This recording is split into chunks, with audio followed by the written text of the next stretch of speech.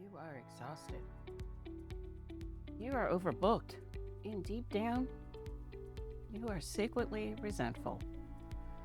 But when the pastor or ministry leader asks you to volunteer one more thing, your mouth opens and says, yes, before your brain can even scream, no. You tell yourself, it's just having a servant's heart. You tell yourself, you're denying yourself for the gospel. But as a counselor, I need to be honest with you. That might not be faith, that might be a trauma response called fawning. And today we're going to learn the difference between biblical service and survival-based people-pleasing. And I'm going to give you permission to finally say no. Welcome back to Elisha's Space. I'm Elisha, and this is where we talk about mental health, trauma, and healing through a faith-informed lens. If you've ever felt like your anxiety was a sin, you are in the right place. In psychology, we talk about the 4 trauma responses: fight, flight, freeze, and the one the church loves the most, fawn. Fawning is the people-pleasing response. It happens when a child learns that the only way to stay safe is to completely merge with the needs of the authority figure.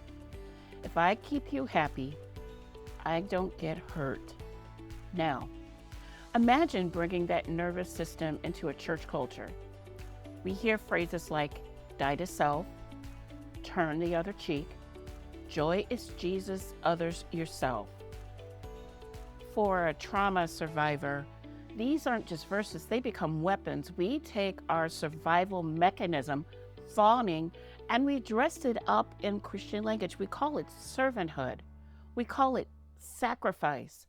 But the fruit of the Spirit is peace, not burnout. So how do you know if you're serving out of love or fawning out of trauma? Here are some 3 subtle signs. Do you say yes immediately because the pause feels dangerous? In a fawning response, a request feels like a demand. Your body goes into high alert. You say yes to lower your anxiety, not to help their cause. The biblical truth is, true love requires a choice. If you can't say no, your yes means nothing. Sign 2 is the martyr's resentment. You do the task, but you are angry the whole time. You might even fantasy argue with the person in your head while you're setting up the chairs. This resentment isn't a sin, it's your body's dashboard light flashing check engine. It's telling you that a boundary was crossed.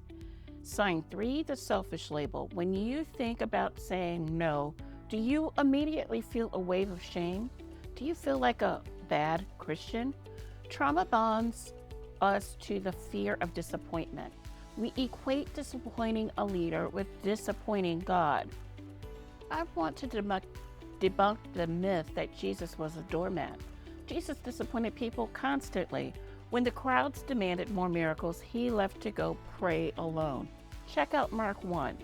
When Lazarus was dying, Jesus waited 2 days. He didn't rush to fix everyone's anxiety. In Matthew 5:37, he says, let your yes be yes and your no be no. Jesus didn't fawn. He served from a place of identity, not a place of deficit.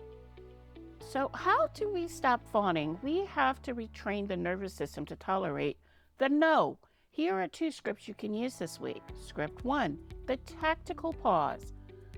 I need to check my capacity before I commit to that. I'll let you know by Thursday. This buys your nervous system time to calm down so you can decide with your mind, not your fear.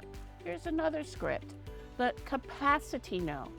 I love what you're doing with that ministry, but I don't have the capacity to give it the excellence it deserves right now. Healing from this takes time.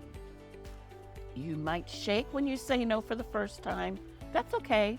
That's just your body releasing the fear. You are safe, you are loved, and you are allowed to have boundaries. If this resonated with you, let me know in the comments. Which sign hit closest to home?